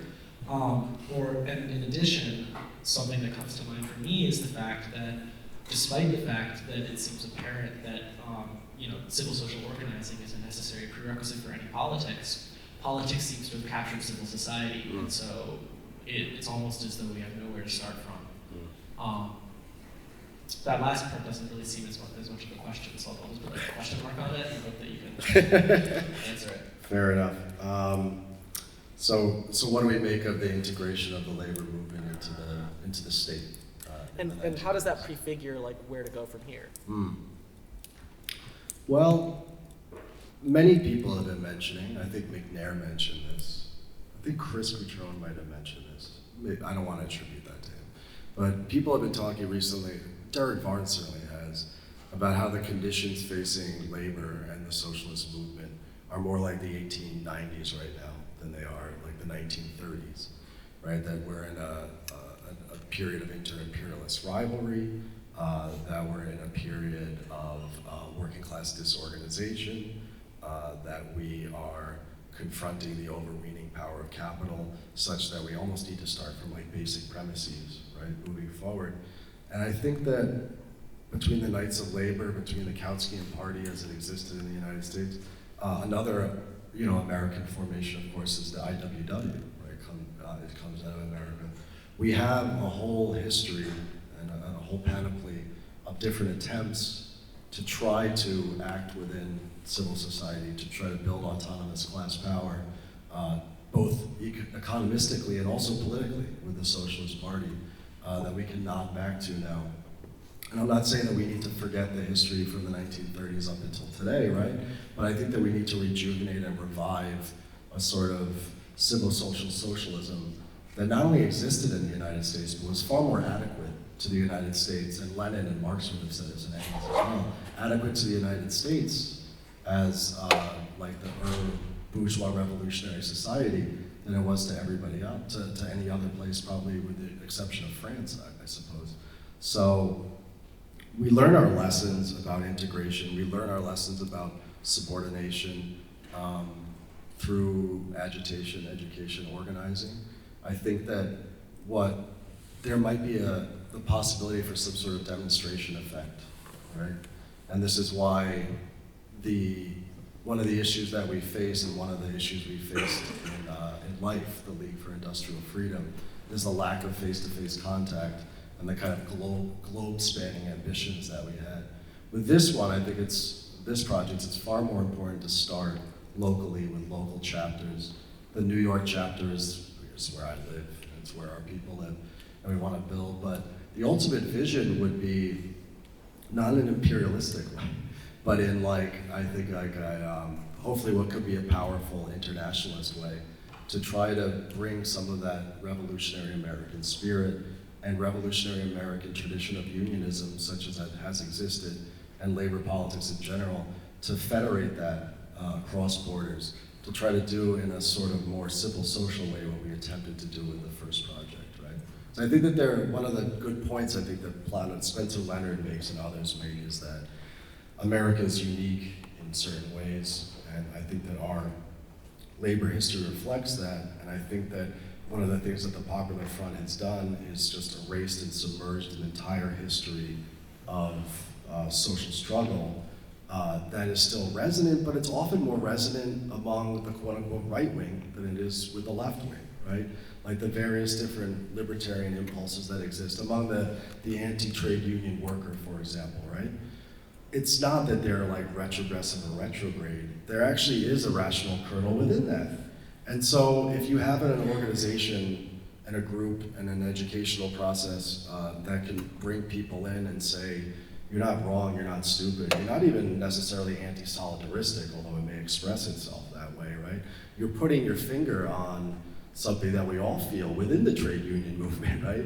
Which is that these are unaccountable, collaborationist enterprises that ultimately, especially over the last 50 years, act as services as opposed to civil social organizations, right? I put my dues up, I get various services, they come down to me. Well, you know what? Without that service, I might be able to make it on my own, and many people have, you know?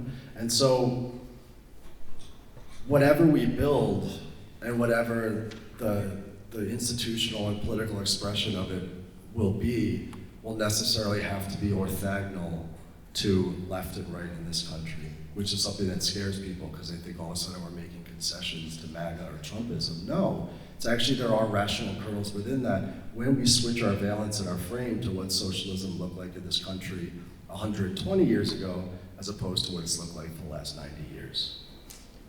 If I can follow up a little bit. So there is a desire to orient towards a different tradition than what is sort of historically popularly motivated organizing thus far. Like the sort of failure of the Popular Front motivates looking at different traditions.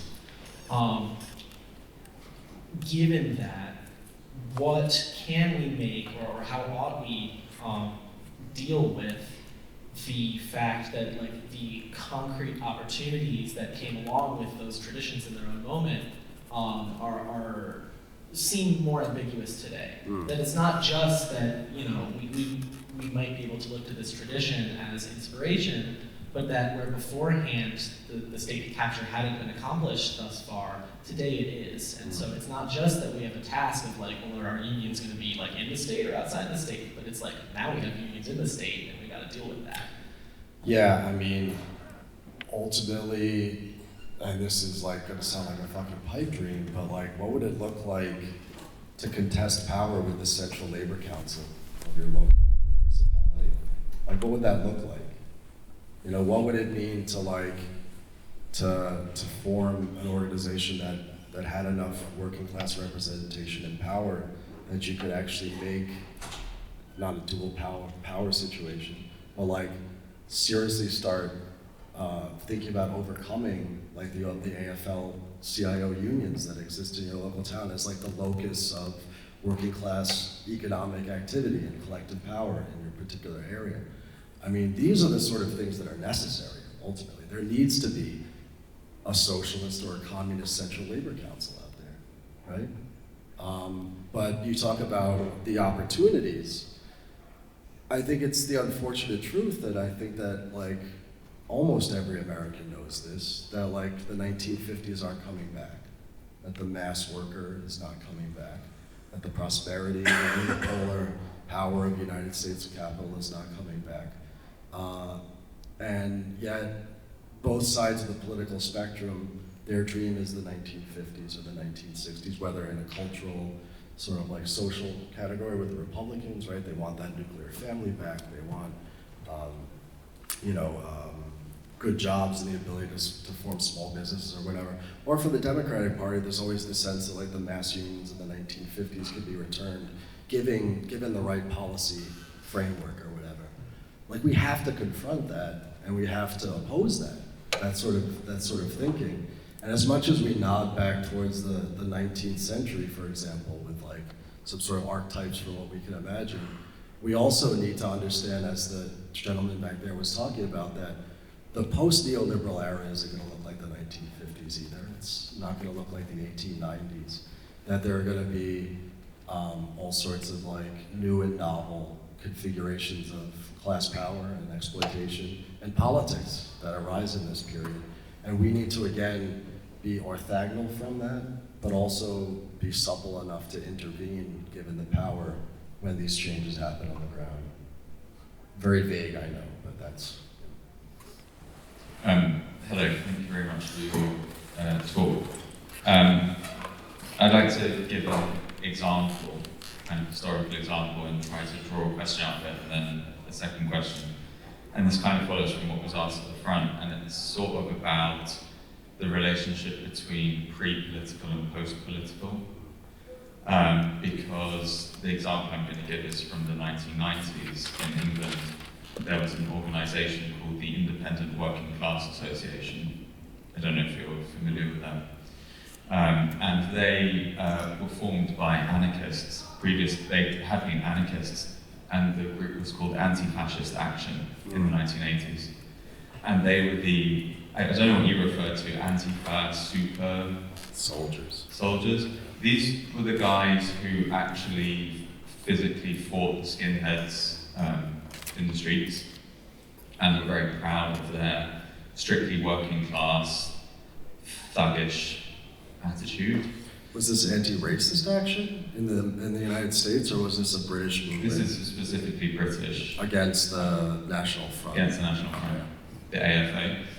And in the 90s, particularly after Labour became New Labour, they launched a campaign for this new group, Independent Working Class Association, and they tried to kind of align with some other groups. It didn't quite work out, and they went off on their own. And they did this kind of civil social community organising.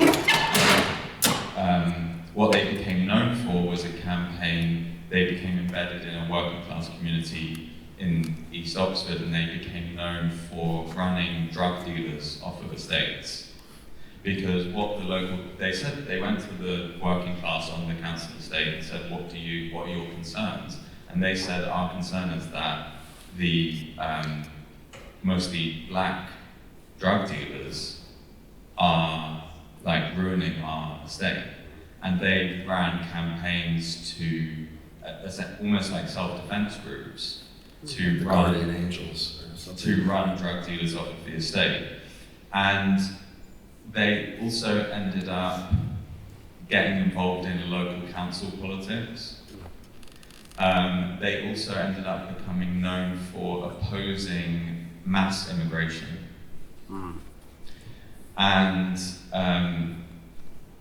And really raising, and in a way expressing very real concerns of the working class that they were embedded in around mass immigration into Britain in the early 2000s. And I think they've disintegrated. But I wanted to kind of raise a couple of points that come out of that. One is that part of their orientation was that they saw in the early 90s there was a decimation of working class organisation and a kind of industrial left behind, which was being tapped into by the British National Party, which was the electoral kind of post-National Front organisation. And they said, their move from anti-fascist action to independent working class association was partly trying to say one way of being anti-fascist is to actually beat the BNP At their own game. at their own game. Right.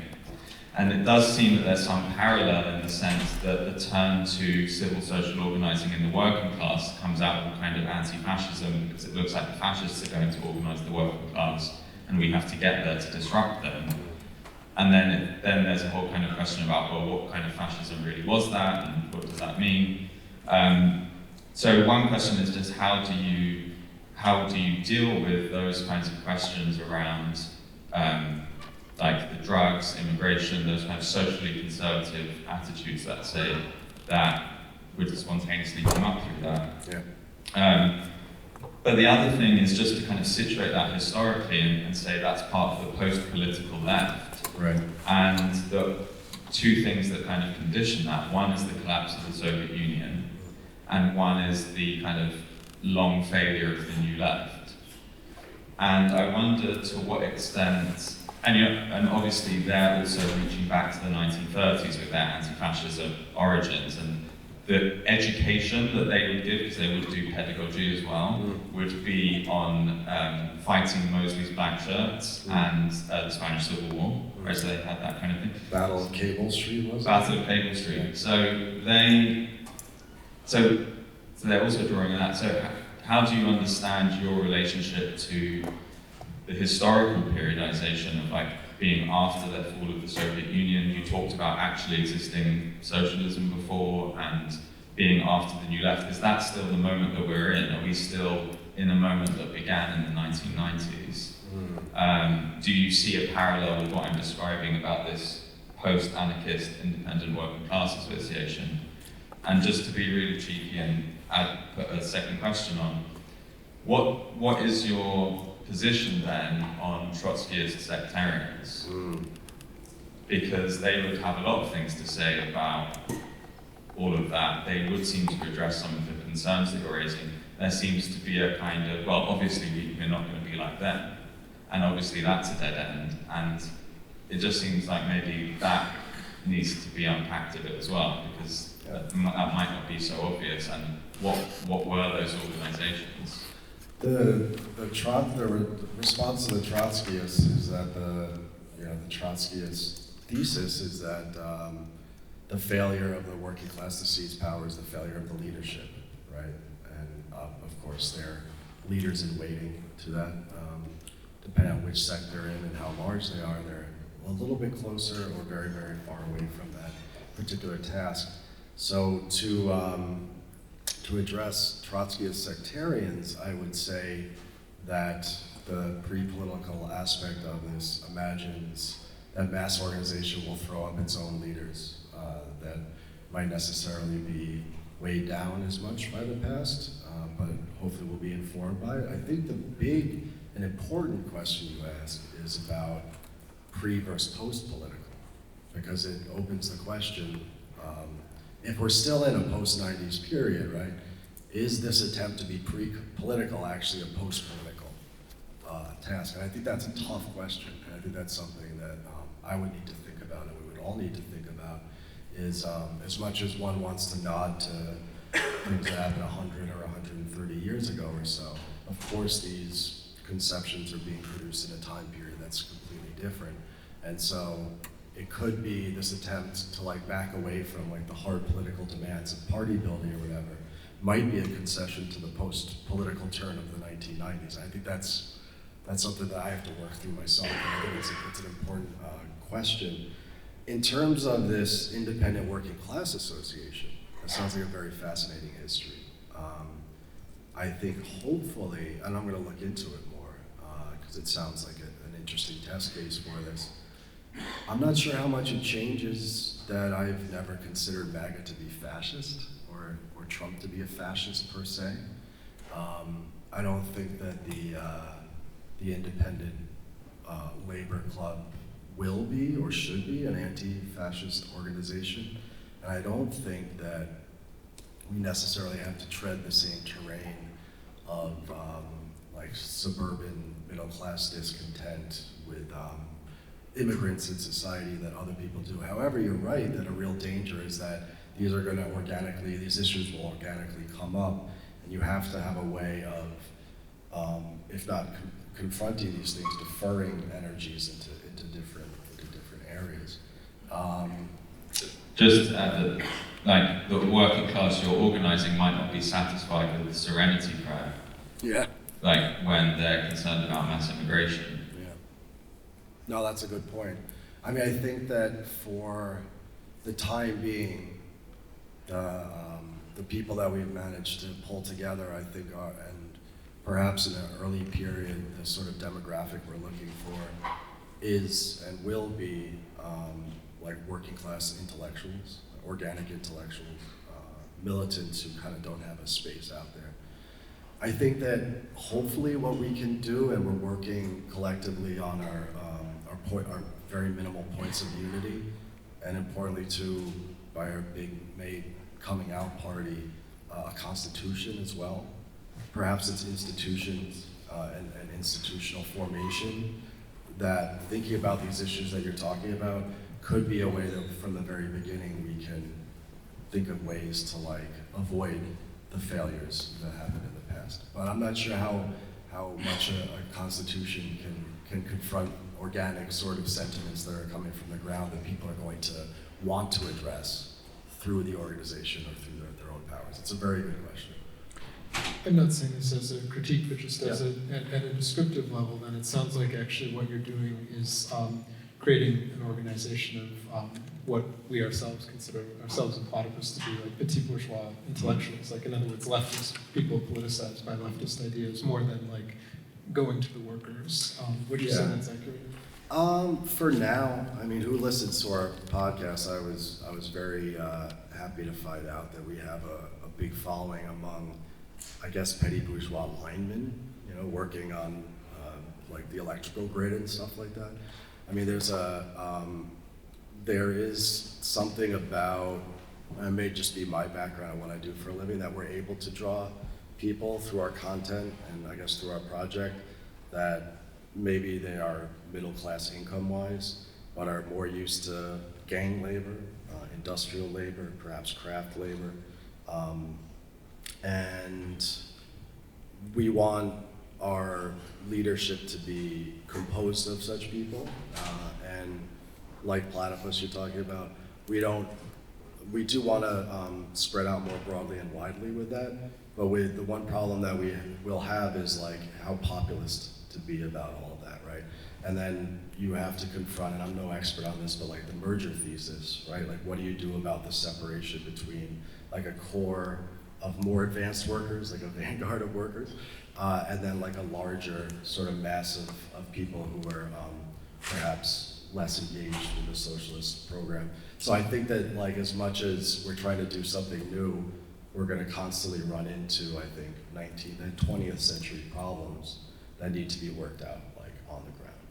That makes sense. So we have time for one more question from Desmond.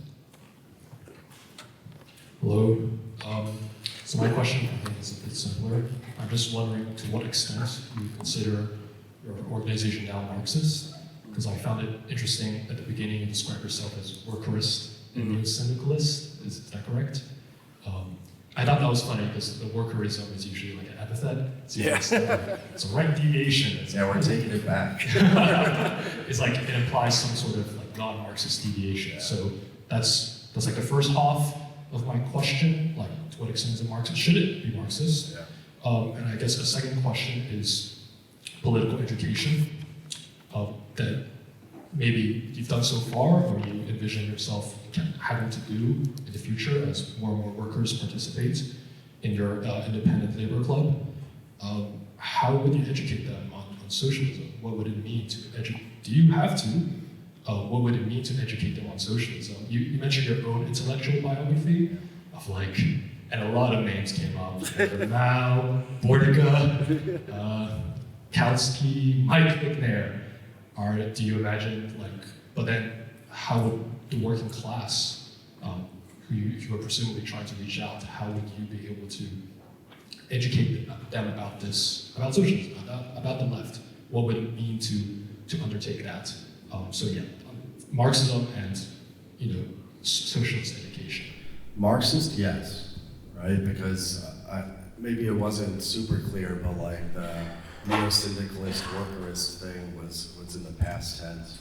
I think that really the last couple of years of the engagement that you and I talked about has maybe put me in the first time into a category where I could consider myself like truly a Marxist politically. So I think that, yes, we want to have a Marxist organization. Does that mean that everybody within the organization needs to have advanced theory? No, we're working on a reading list and a short reading list. And I think the real test of our ideas are whether you or I or anybody can go out and explain complex theory, complex history, and maybe a very difficult political project in terms that lay people could actually understand. So I think that one of the maybe 6-month, 12-month plans that we have is to try to put together a curriculum. So once again, now we're sounding just like a leftist group, right? But you have to have some sort of way to it's one thing to say 100 years of the Popular Front is enough, but how to, in a relatively short period of time, in a concise way, and in an open way, explain to people what that means and what the stakes are of it, and how that is, as a pre-political task, presupposes something that's going to look like a party, we hope someday. So I think that it's a great question, and I think it's something that we're working on right now. And I think the engagements that we've had with Platypus and with McNair, but certainly with William Clare Roberts, is hopefully going to allow us to create a sort of short curriculum that could get people up to speed and get them to understand the basis for this organization and its potential. So, if you'd like to work on it with us, anybody can join for now. So let's continue the conversation, but for now I need to draw this event to a close, so please join me in thanking Sean for being with us.